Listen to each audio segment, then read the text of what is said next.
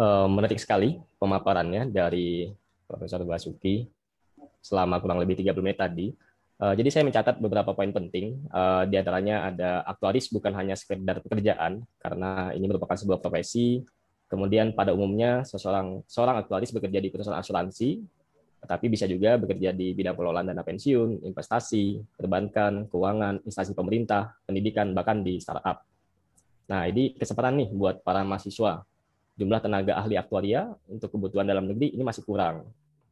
Nah, dengan adanya sertifikasi, sebagai contoh, ASAI, Associate, itu gajinya bisa berkisar antara 10 sampai 25 juta per bulan. Ya, ini cukup menggiurkan dari tawaran gajinya. Oke, kita akan masuk ke sesi tanya jawab. Prof, ada 3 penanya di sini. Yang pertama ada Ibu Devni dari Universitas Negeri Padang ingin bertanya, manfaat bagi kita yang sudah berprofesi sebagai dosen jika bergelar ASAI maupun EPSAI selain dari segi prestis itu bagaimana, Pak? Terima kasih. Mungkin Pak Profesor Basuki bisa langsung menjawab, Pak.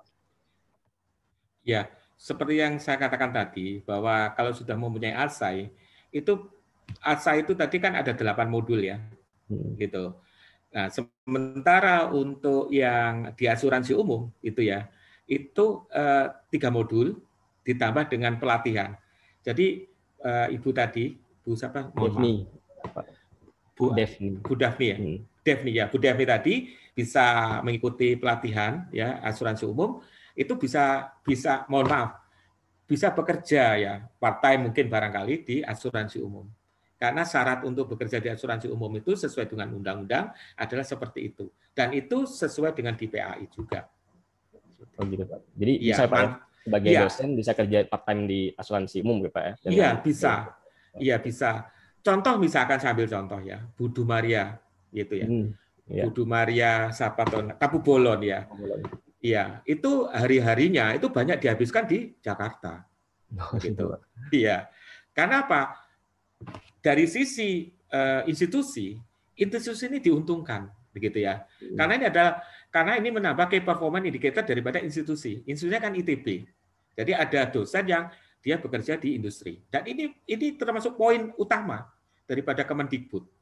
Indeks kinerja utamanya itu. Masuk itu. Itu satu. Yang kedua, dari sisi asuransi, dia menambah apa istilahnya itu menambah mesinnya gitu ya. Ada seorang pemikir di sana yang masuk gitu. Karena beda antara dia itu dosen dengan dia sebagai bekerja itu ya itu beda. Ininya apa behaviornya, perilakunya begitu. Dan di sana dosen itu dianggap sebagai mesin untuk membuat suatu produk-produk inovatif begitu.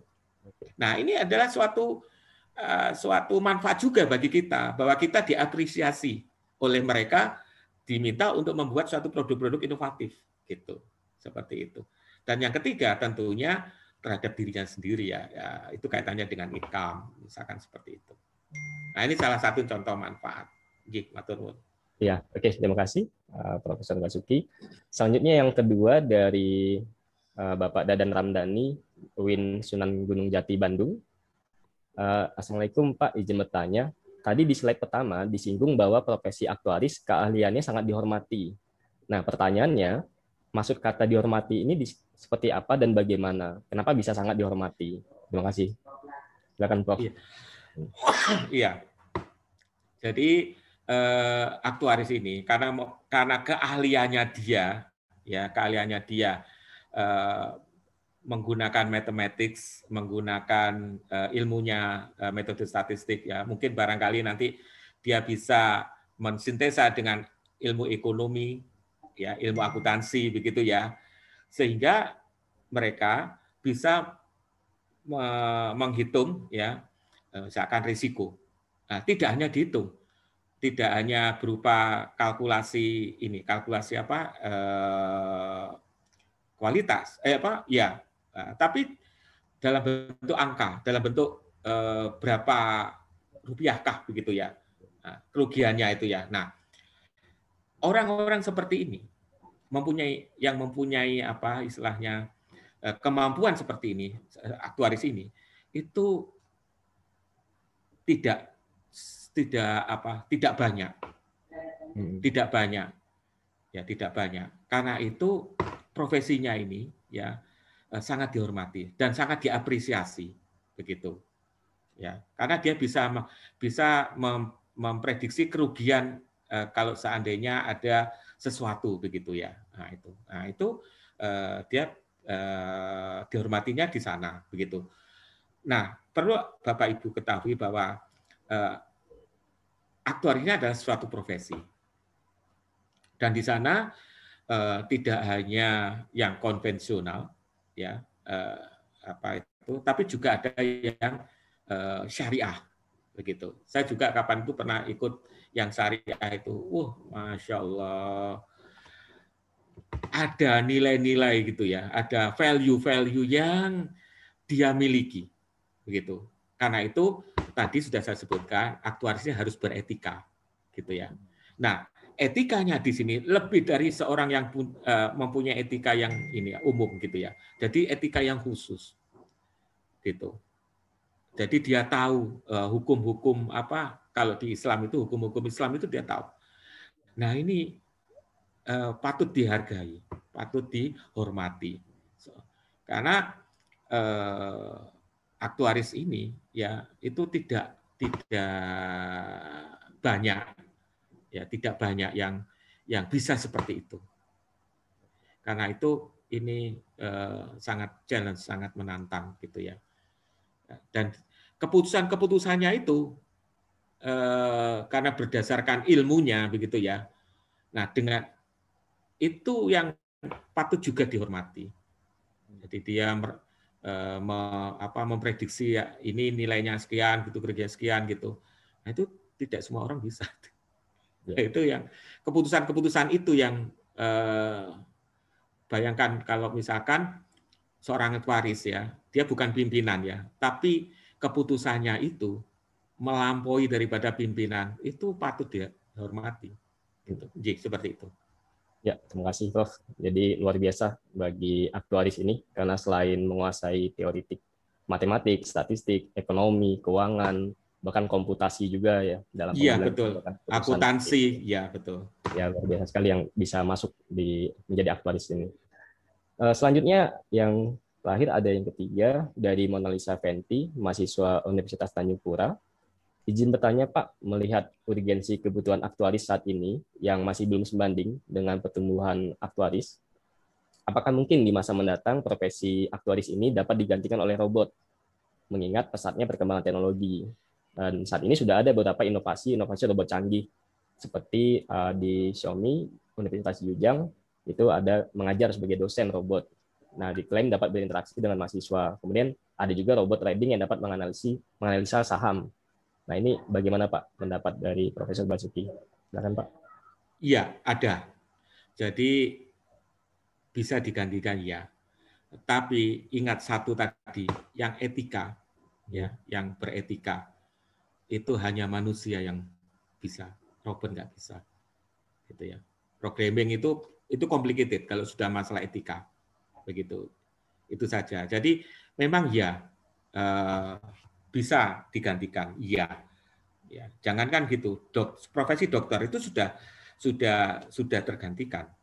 Operasi pakai robot, ya dijalankan pakai robot. Jadi pakai robot begitu. Tapi di situ ada robot itu tidak punya naluri kemanusiaannya ya. Tapi kita ini alhamdulillah dibekali oleh Sang Pencipta itu naluri kemanusiaan, dan dengan naluri kemanusiaan itu kita bisa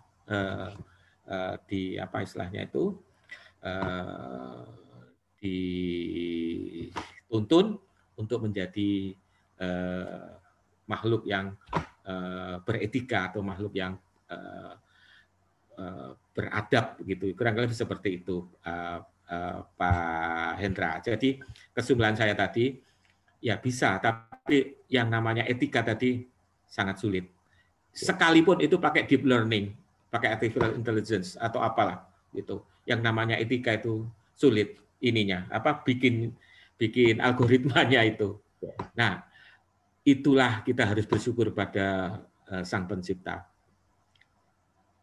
Tidak bisa digantikan. Ya, terima kasih. Ya, terima kasih, Prof. Jadi kalau robot ataupun software itu hanya melaksanakan perintah ya, Prof ya. Jadi memang lebih baik dari diri kita sendiri yang membuat yang memiliki etika dalam mengambil sebuah keputusan atau kebijakan. Jadi software maupun robot itu hanya membantu seperti itu. Iya, tool ya, betul. Alat bantu tool gitu ya. Tapi yang namanya etika tidak ada, tidak bisa.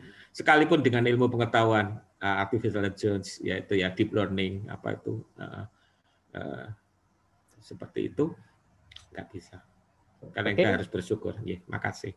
Ya, oke, terima kasih Profesor Basuki atas materi yang menarik sekali mengenai pentingnya sertifikasi aktuaris di industri 4.0. Selanjutnya kita masuk ke. Terima kasih. Ya. Mohon izin saya ini ya, saya background ini. Oh iya Pak, iya Pak, boleh Pak. Oke. Terima kasih. Terima kasih Pak. Kita masuk ke kegiatan berikutnya. Jadi tadi kita sudah belajar tentang pentingnya sertifikasi aktuaris di industri 4.0. Nah, tadi juga dijelaskan mengenai tentang ujian aktuaris, ada ASAI maupun EPSAI. Nah, kali ini kita akan membahas salah satu ujian di level ASAI. Jadi ada 8 ya ujiannya. Ini salah satunya ada di A20, yaitu probabilitas dan statistika. Jadi narasumber kita yaitu Bapak Danang Teguh Koyimi, ASAI PhD, dengan tema pelatihan modul A20 probabilitas dan statistika. Jadi berasal dari Universitas Gadjah Mada, Departemen of Mathematics, kemudian S2-nya di Universitas Gadjah Mada Yogyakarta pada tahun 2008, kemudian gelar PhD-nya dari University of Western Ontario, London, Ontario, Kanada. Kemudian mendapatkan Professional Master Program in Actuarial Science, itu sama juga Education University of Waterloo, Kanada, seperti itu.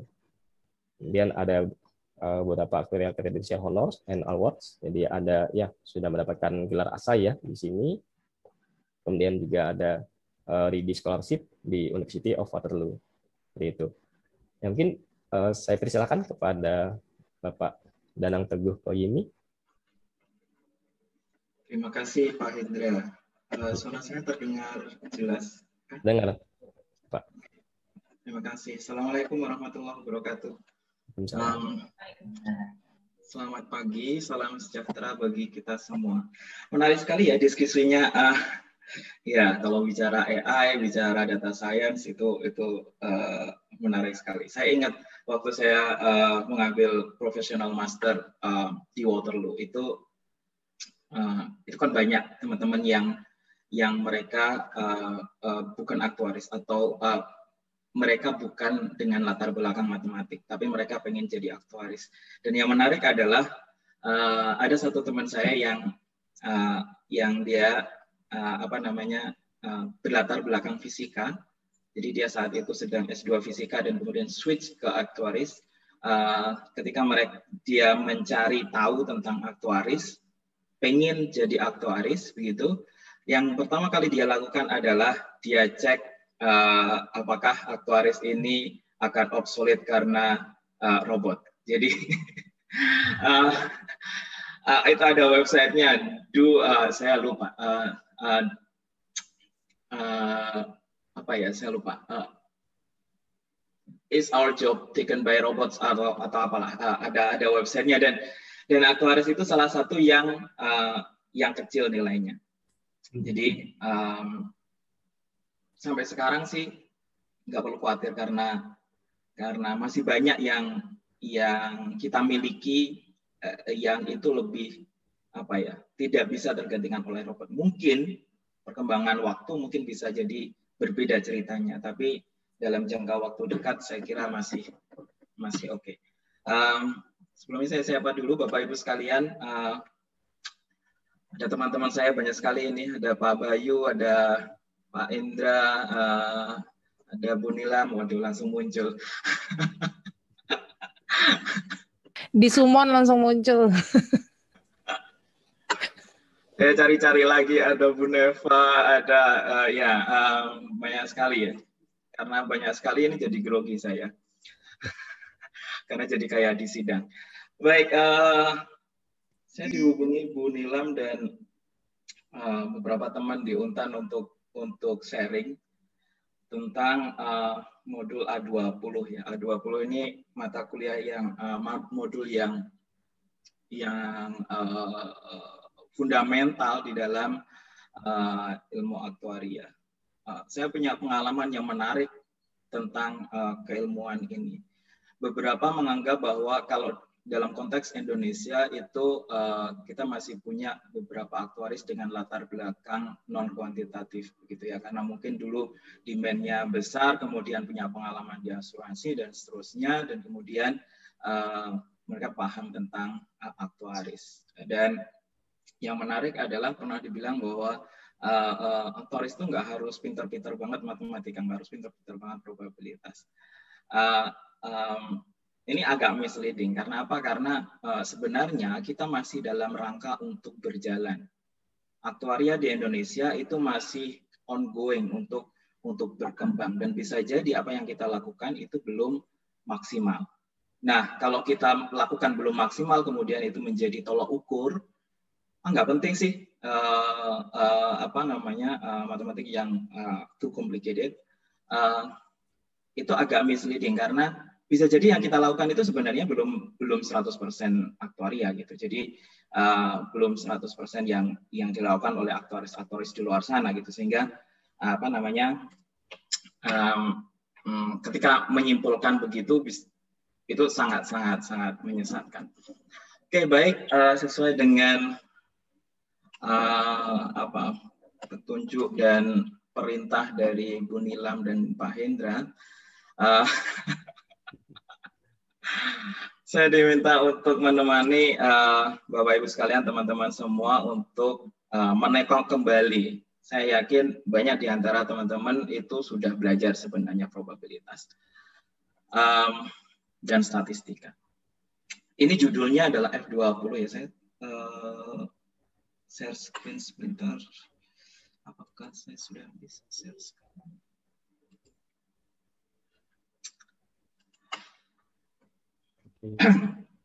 Apakah sudah terlihat? Oke, sudah, Pak. Oke, ya. Judulnya probabilitas statistika dan sepertinya tidak akan berubah. Walaupun sekarang PAI sedang shifting dengan kurikulum baru gitu ya. Saya nggak tahu kapan akan disosialisasikan, mungkin sudah, saya nggak tahu. Tapi di website masih yang lama gitu ya. 20 probabilitas dan statistika, dan saya kira ini juga hampir standar karena hampir di semua asosiasi profesi itu juga mengujikan hal yang sama.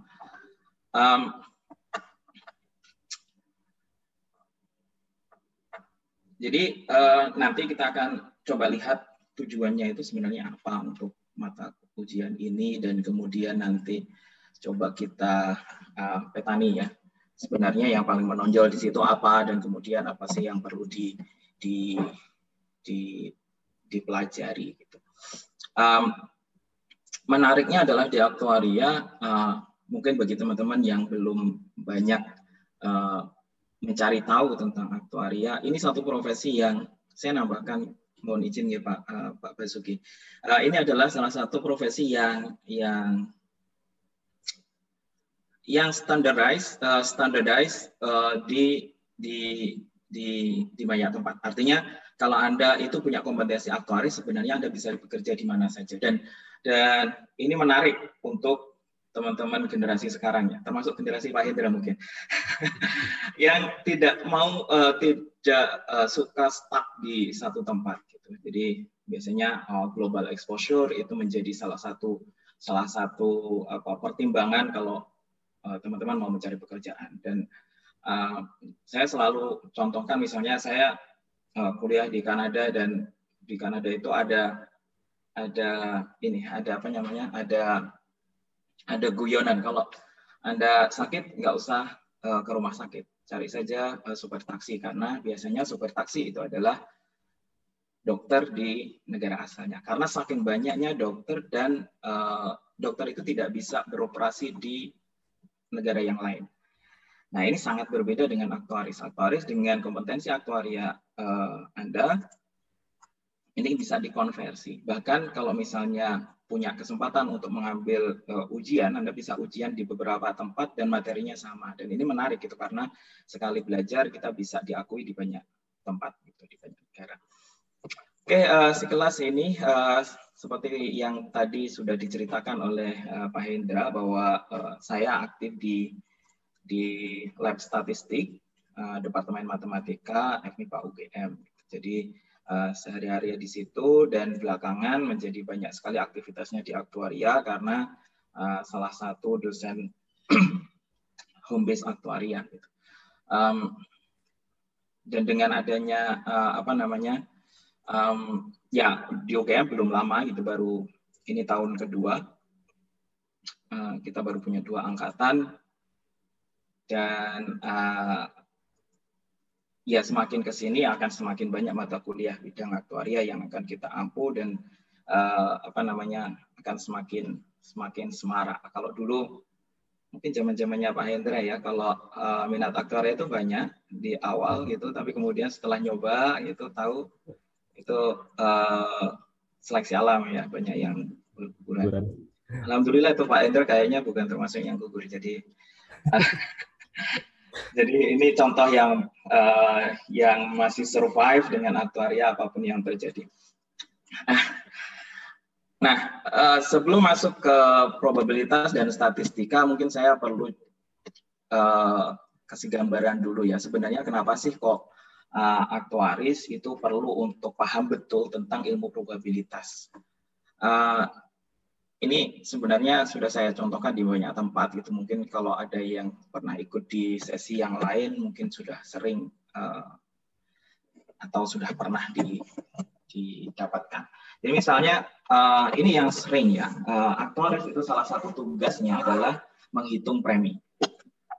Nah, bagaimana premi itu dihitung? Taruhlah misalnya saya punya kasus yang, taruhlah saya tahu betul kondisinya, saya tahu apa yang akan terjadi di masa asuransi itu, maka sebenarnya cukup sederhana. Taruhlah misalnya saya punya asuransi X, atau saya bekerja di asuransi X yang mengelola asuransi berjangka 1 tahun untuk 1.000 orang. Asuransi berjangka itu adalah asuransi yang memberikan santunan kepada orang yang meninggal, asuransi jiwa berjangka. Nah, kalau dia meninggal dalam jangka waktu itu, maka dia akan mendapatkan santunan. Kalau tidak, berarti ya tidak mendapatkan. Ini seperti apa? Kalau di desa itu ada gotong royong, kemudian saling membantu dan seterusnya. Nah, misalnya saya mengelola 1.000 orang, dan saya tahu persis bahwa 100 diantaranya dari 100.000 orang itu akan meninggal di tahun tersebut. Taruhlah misalnya saya tahu betul bahwa dari 1.000 orang itu pasti yang meninggal 100. Dari situ kemudian saya bisa tahu kalau misalnya santunannya 50 juta, maka kemudian saya bisa hitung sebenarnya cost dari perusahaan itu berapa sih? Sebenarnya berapa uang yang harus dikeluarkan oleh perusahaan untuk membayar benefit ini. Dan Anda bisa hitung kalau 100 orang meninggal dan masing-masing akan mendapatkan 50 juta, maka sebenarnya saya punya 50 juta dikalikan dengan 100. Dan saya dapatkan 100 ya 5. Oke. Nah, bagaimana perusahaan mengelola ini? Tentu saja kemudian dia tidak mau membayarnya sendiri, sehingga dia meminta peserta asuransi itu untuk membayar. Nah, bayarnya ini besarannya adalah apa yang disebut sebagai premi. Jadi kalau Anda mau ikut program ini, maka Anda harus membayar premi. Nah, besaran preminya berapa? Tentu saja besarnya adalah disesuaikan dengan jumlah orang yang ikut program itu. Jadi kalau saya punya 1.000 orang yang ikut program ini, maka cost atau biaya untuk membayar santunan ini harus dibagi rata untuk 1.000 orang. Jadi saya bisa tuliskan seperti ini. Nah, besarnya berapa? Besarnya adalah 5 juta. Nah, kalau Anda perhatikan, oke, kalau saya tahu persis bahwa nanti ada 100 dari 1.000 orang yang meninggal, ini adalah premi minimalnya. Kenapa saya bisa bilang minimal? Karena perusahaan itu bukan yayasan yang kemudian dia mau mengelola itu dan kemudian mendistribusikannya lagi. Pasti kemudian ada biaya-biaya yang ditimbulkan atas penerbitan polis ini. Makanya kemudian saya tuliskan di sini adalah biaya minimum atau premi minimum. Karena premi yang sesungguhnya pasti akan memuat tambahan biaya yang lain. Nah, kalau Anda perhatikan, sebenarnya ini bisa saya tulis sebagai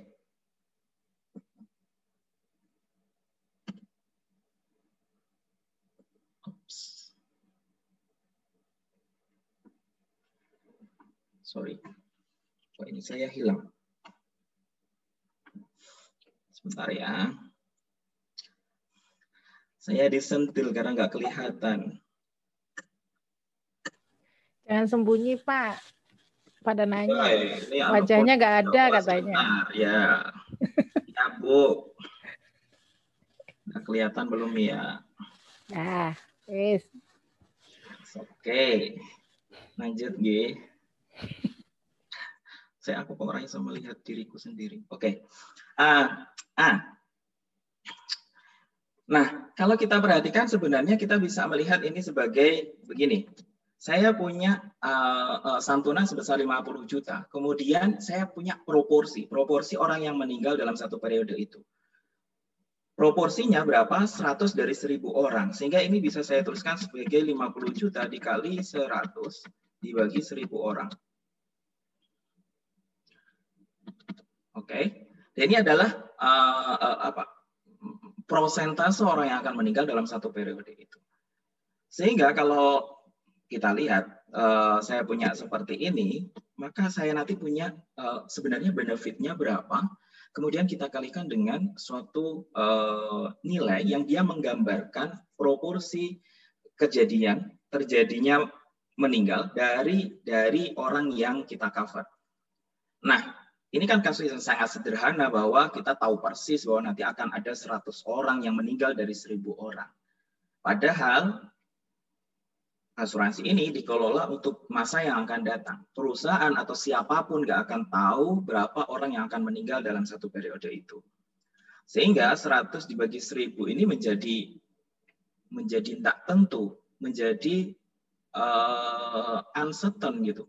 Nggak tahu berapa besarannya.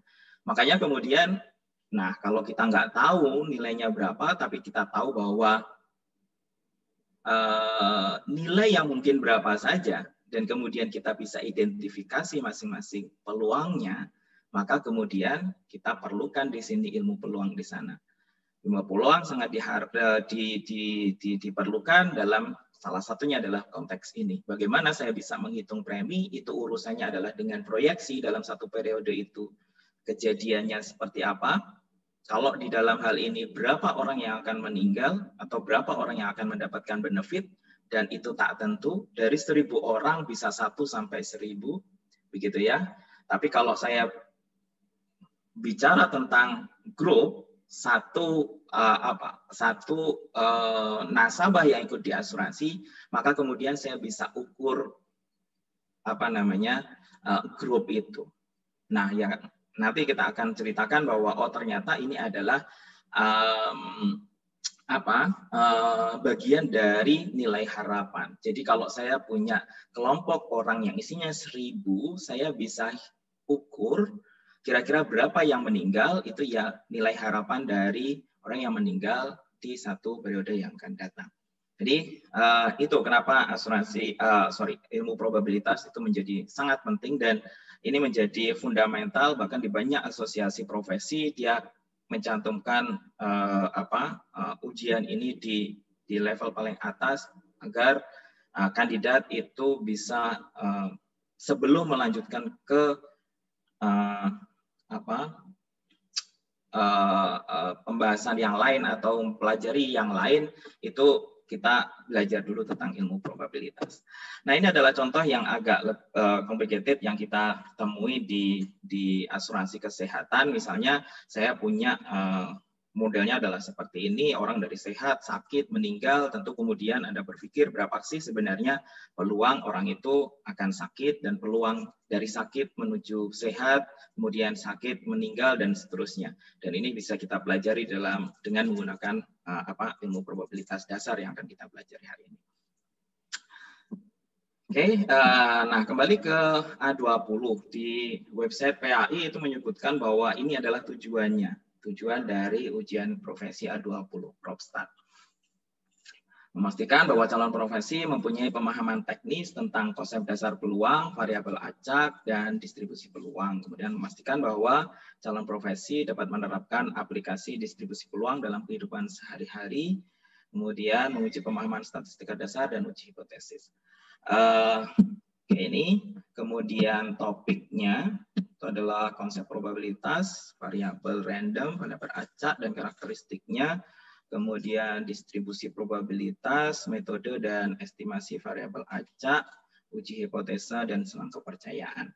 Nah, ini agak broad ya, agak luas sekali kalau kemudian kita akan bahas hari ini. Saya akan konsentrasi ke probabilitas dan seputar itu karena saya lihat beberapa tahun itu sebenarnya lebih di inferensi pun, di uji hipotesis pun, kemudian yang menonjol itu adalah di bagian probabilitasnya. Jadi bagaimana kita bisa menghitung probabilitas, misalnya kita menolak H0 dan seterusnya. Sehingga menurut saya konsep tentang probabilitas itu menjadi sangat krusial dan kemudian nanti kita bisa ejawantahkan ke dalam dalam pembahasan-pembahasan yang lainnya. Oke, ini referensinya yang di PAI. Jadi itu. Nah, banyak sekali ya kampanye, bukan kampanye apa ya, banyak yang kemudian ketika ditanyakan sebenarnya aktuaris itu harus S1 kah gitu.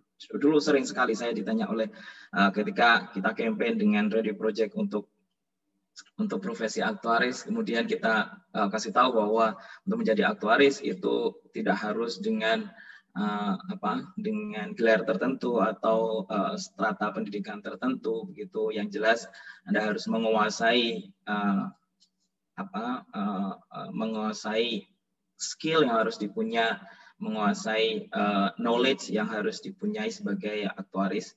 Dan kemudian waktu itu banyak yang bertanya, lah kalau begitu berarti nggak harus S1 dong, boleh dari mana saja. Iya, tapi kita perlu tahu bahwa banyak ya ada orang yang bisa belajar mandiri begitu ya. Tapi kemudian banyak juga yang kemudian perlu untuk masuk ke institusi tertentu untuk belajar bersama. Jadi untuk belajar ProbStat itu sebenarnya apa sih yang diperlukan? Saya mengidentifikasi beberapa hal. Atau mungkin kalau ada yang miss, tolong saya dikabari ya, karena seringkali ini yang terlupa gitu. Jadi untuk bisa paham tentang probabilitas, tentu saja selain apa yang kita pelajari ini, sebenarnya bagus kalau teman-teman itu punya knowledge tentang sedikit kombinatorik gitu ya, tentang aturan perkalian, aturan penjumlahan, kemudian skill kalkulus. Jadi Anda bisa mengintegralkan, bisa menurunkan gitu ya, dan itu akan sangat penting kita punyai di samping teori himpunan, karena ya yang dasar ya. Kalau yang advance biar nanti diajar oleh Bu Nilam.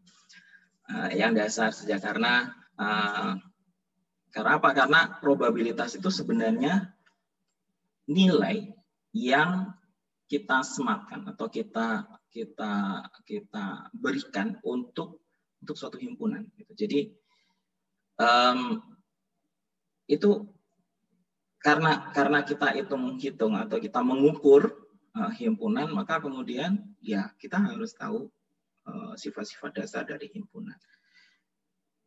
Sehingga ini yang kira-kira yang diperlukan, sehingga nanti kalau dari situ kita bisa belajar dengan lebih mudah. Saya contohkan di sini di ujian PAI itu pernah menanyakan ini tentang tadi aturan perkalian atau aturan penjumlahan gitu. Bedanya apa sih? Biasanya kalau ada urutan, kemudian kita menggunakan aturan perkalian. Kalau kemudian kita punya pilihan, maka kemudian kita bisa menggunakan aturan penjumlahan. Misalnya ini di SMA 78 itu punya 75 guru yang sudah memiliki lama bekerja di sekolah seperti itu. Jadi ada guru laki-laki, ada guru perempuan, kemudian masa kerjanya ada yang kurang 3 tahun, 3-8, dan lebih dari 8 tahun. Nah, 3 orang guru dipilih secara acak tanpa pengembalian. Artinya kita pilih, kemudian kita memilih lagi tanpa mengembalikan yang kita pilih itu. Kemudian Anda diminta untuk menghitung peluang bahwa ketiga guru yang terpilih adalah perempuan dengan waktu kerja kurang dari 3 tahun. Nah, seringkali kita kemudian kalau tanpa pengembalian berarti kan kita bisa buat apa? Seperti urutan bagaimana saya bisa mendapatkan ketiga orang ini, itu berasal dari guru yang masa kerjanya kurang dari 3 tahun dan beliau juga perempuan. Nah, saya bisa lihat ini seperti saya melakukan eksperimen, saya melakukan percobaan dengan mengambil atau mengambil guru itu agak nggak enak ya, memanggil guru. Dan kalau saya ambil secara acak, maka nanti berapakah peluangnya saya dapatkan guru yang perempuan dan kurang dari 3 tahun. Dari apa yang kita punya ini, Anda bisa lihat kalau saya punya 12 guru yang perempuan dan masa kerjanya kurang dari 3 tahun, maka peluang saya mendapatkan guru dengan masa kerja kurang 3 tahun dan beliau adalah perempuan, itu adalah ya banyaknya guru yang ada di situ. Saya punya 12 dibagi dengan apa yang kita punya 75. Tapi ini tanpa pengembalian, sehingga kalau saya ambil dan saya pastikan bahwa yang pertama itu adalah perempuan dan kurang dari 3 tahun, maka jumlah yang perempuan dan kurang dari 3 tahun di pengambilan selanjutnya itu akan berkurang. Sehingga nanti saya di pengambilan selanjutnya saya akan punya kemungkinannya itu adalah 11 dibagi 74. Karena saya hanya punya 11 orang yang perempuan dan kurang dari 3 tahun. Kemudian jumlah totalnya juga berkurang 1. Jadi saya hanya punya 74. Dan kemudian nanti yang ketiga, kalau dua-duanya itu perempuan, yang ketiga berarti yang perempuan dan kurang dari 3 tahun itu tinggal 10 orang. Sehingga berapakah peluangnya? Peluangnya menjadi 10 dibagi 73. Ini kira-kira ini agak mix dengan konsep peluang yang belum kita jelaskan ya. Tapi setidaknya Anda punya pemahaman bahwa kadang kita perlu logika tentang aturan penjumlahan dan perkalian. Bagaimana ini kita operasikan dalam menghitung peluang. Sehingga kalau Anda hitung nanti adalah ini jawabannya. Nah, ini konsep dasar. Kalau kalkulus tentu saja nanti kita akan lihat gitu ya. Sekali misalnya salah satu ukuran dari ketidaktentuan itu adalah nilai harapan atau mean, dan itu adalah bisa kita ukur dengan dengan menjumlahkan semua kemungkinan dan peluangnya gitu. Dan dalam konteksnya itu adalah continue, maka nanti kemudian kita harus integralkan. Oke, ini aturan perkalian dan penjumlahan. Nah, saya mulai dari yang sederhana dulu, bahwa kalau kita mau mendefinisikan tentang peluang, maka ya kita harus mulai dari eksperimen. Karena apa? Karena peluang itu sebenarnya sesuatu yang kita definisikan atas ketidaktentuan, gitu ya. Dan eksperimen itu adalah aktivitas yang outcome-nya, yang menghasilkan outcome yang tak tentu, yang tak tentu secara umum ya. Jadi misalnya melemparkan mata uang. Mata uang itu kemungkinannya ada dua, bisa muka, bisa belakang. Anda melemparkan dadu, gitu. Bisa muka, bisa belakang. Anda perusahaan mau menerbitkan polis asuransi kendaraan bermotor.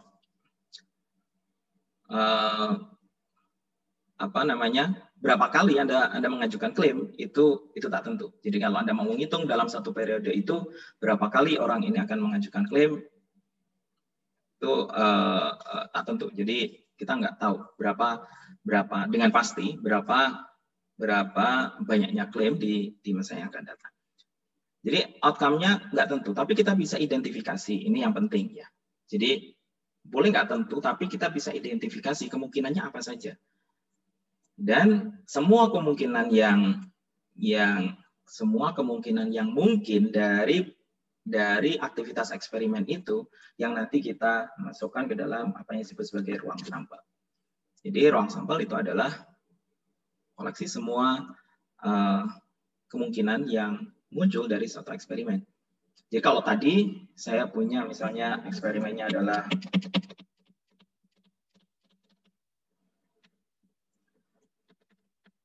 melempar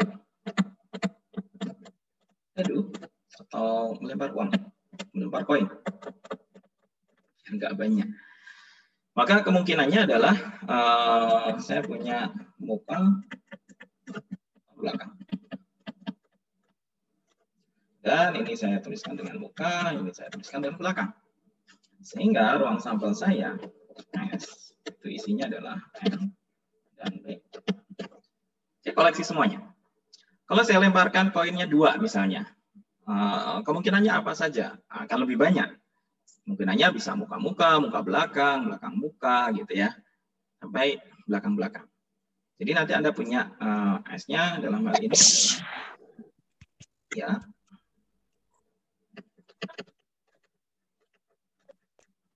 belakang, belakang muka, belakang belakang.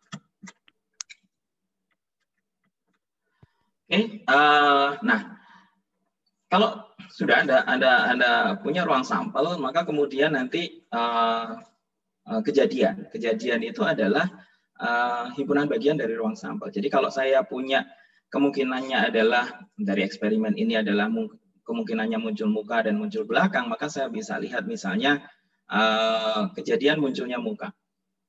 Saya batasi begitu saja. Atau kalau saya melemparkan mata dadu, itu munculnya adalah S-nya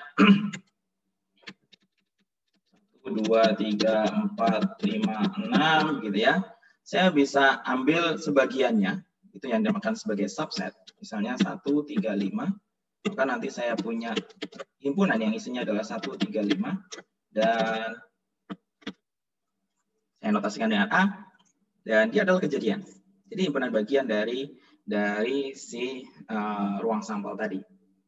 Nah, peluang itu adalah ukuran yang kita buat untuk mendefinisikan kemungkinan suatu kejadian itu terjadi. Jadi kalau saya punya A ini adalah tadi ya himpunan bagian, dan kemudian nanti saya bisa hitung atau saya lihat anggotanya, maka kemudian saya bisa lanjutkan ke berapakah peluang munculnya atau terjadinya kejadian A. Nah, di sini sebenarnya konsep yang lebih luas. Tapi taruhlah coba misalnya probabilitas itu kita definisikan bahwa setiap mata dadu itu muncul dengan peluangnya adalah sama. Kemunculan mata dadu itu sama. Jadi 1, 2, 3, 4, 5, 6 itu muncul, peluang munculnya sama. Artinya dadunya dadu setimbang. Maka kalau saya mau menghitung, Anda bisa hitung misalnya konsep probabilitas yang klasik itu adalah dengan kita menghitung banyaknya anggota. Jadi peluangnya itu adalah banyaknya anggota. Saya tuliskan di sini peluang A itu adalah banyaknya anggota A dibagi dengan banyaknya anggota S. Kenapa? Kalau saya mau misalnya yang muncul itu adalah 1, 3, atau 5, itu bilangan ganjil. Sementara saya punya 6 kemungkinan yang muncul, maka berapakah peluangnya? Ya berarti saya bisa hitung dari ini dengan asumsi bahwa masing-masing punya peluang yang sama. Sehingga saya punya 3/6. Oke, nah peluang klasik ini agak terbatas begitu karena kemudian kita tidak selalu bisa mengidentifikasi anggota himpunan atau kita tidak selalu punya kasus bahwa masing-masing itu punya peluang yang sama untuk terambil. Sehingga kemudian perlu definisi yang lebih luas lagi untuk peluang ini. Jadi ini definisinya. Kalau saya punya apa yang dinamakan sebagai Kolmogorov axioms, jadi P itu dikatakan sebagai peluang. Nanti kalau memenuhi ini, jadi untuk setiap kejadian E, peluangnya harus di antara 0 dan 1. 0 itu menunjukkan kemustahilan, ketidakmungkinan. Kemudian 1 itu adalah menunjukkan kepastian. Jadi kalau peluangnya 1 itu pasti terjadi. Salah satu yang pasti itu adalah peluang dari ruang sampel. Karena saya tadi punya kemungkinannya ini, pastilah kalau misalnya saya lemparkan mata dadu, pasti saya akan temui salah satu dari ke-6 ini. Jadi peluang munculnya S 1, 2, 3, 4, 5 atau 6 itu 1. Enggak kita punya di sini. Nah, yang ketiga ini yang menarik. Jadi kalau saya punya kejadian yang saling asing, makanya tadi saya disclaimer di awal bahwa kita perlu ilmu himpunan karena teori himpunan karena kemudian kita akan menggunakan term-term yang dipakai di situ. Karena apa? Karena peluang ini adalah ukuran atas himpunan. Jadi A itu adalah himpunan. Sehingga kalau saya mau mengukur si A, saya harus tahu nih karakteristik dari himpunan itu kayak apa. Nah, himpunan itu bisa apa yang disebut sebagai saling asing, begitu ya. Itu artinya adalah dia tidak beririsan. Nanti saya akan coba gambarkan di diagram Venn bagaimana himpunan itu digambarkan.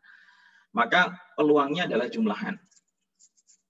Jadi nanti saya akan kasihkan contoh yang sederhana ketika saya punya himpunannya adalah A dan B. Jadi misalnya saya punya himpunan A dan B.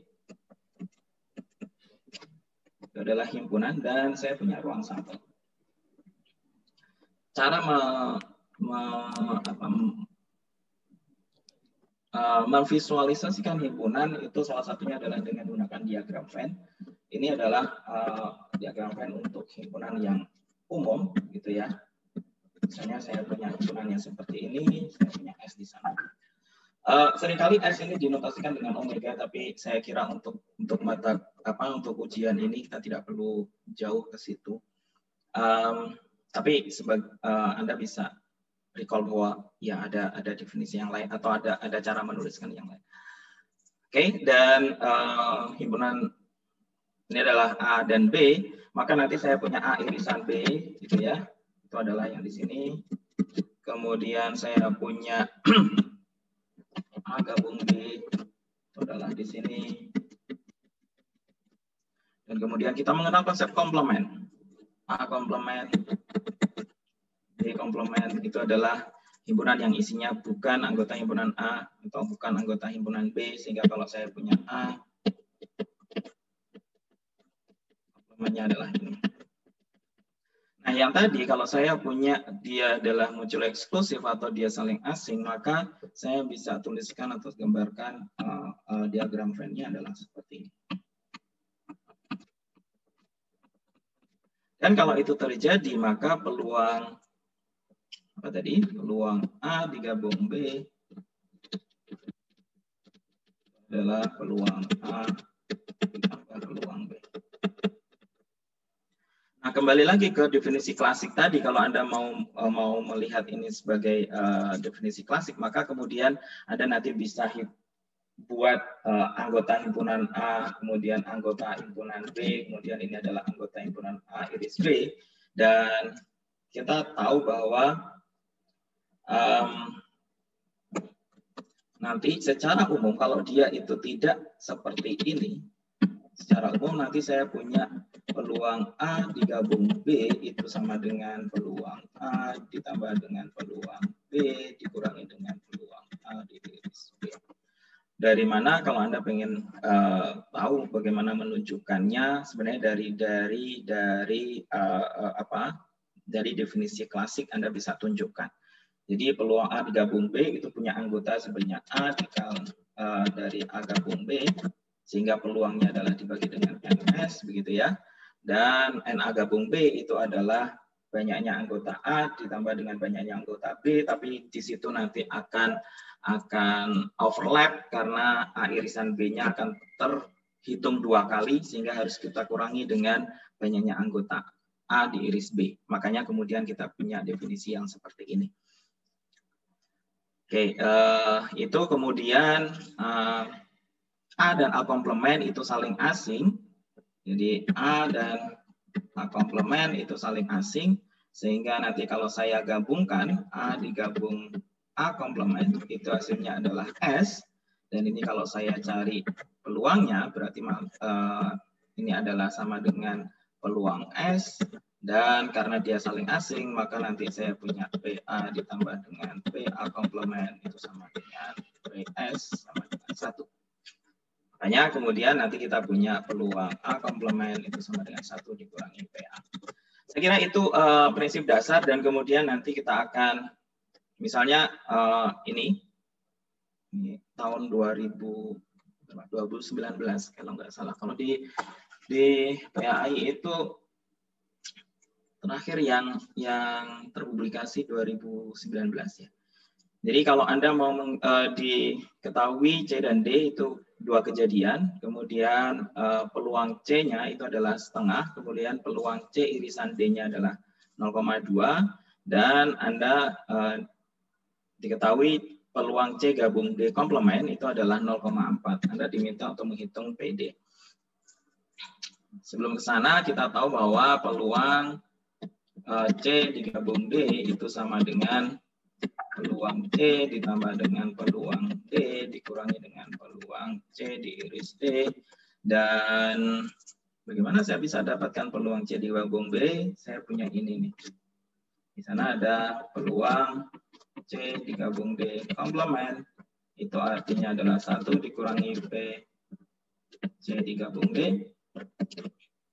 Dan kalau di sini 0,4 berarti saya punya ini, sehingga saya dapatkan PC gabung D itu adalah 1 dikurangi 0,4, jadi adalah 0,6. Sehingga dari sini saya nanti bisa hitung 0,6 sama dengan peluang C-nya adalah 0,5 ditambah dengan peluang D dikurangi dengan peluang C irisan D 0,2. Sehingga nanti saya punya PD-nya itu adalah 0,6 dikurangi 0,5 ditambah dengan 0,2. Ya, 0,3. Jadi itu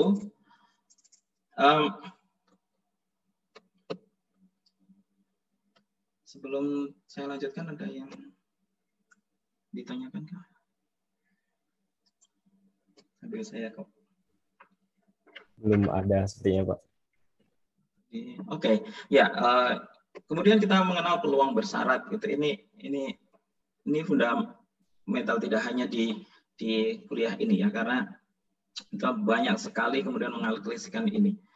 Jadi kalau tadi kita mengenal peluang A irisan B, kalau peluang A bersyarat B atau peluang bersyarat A dengan diberikan B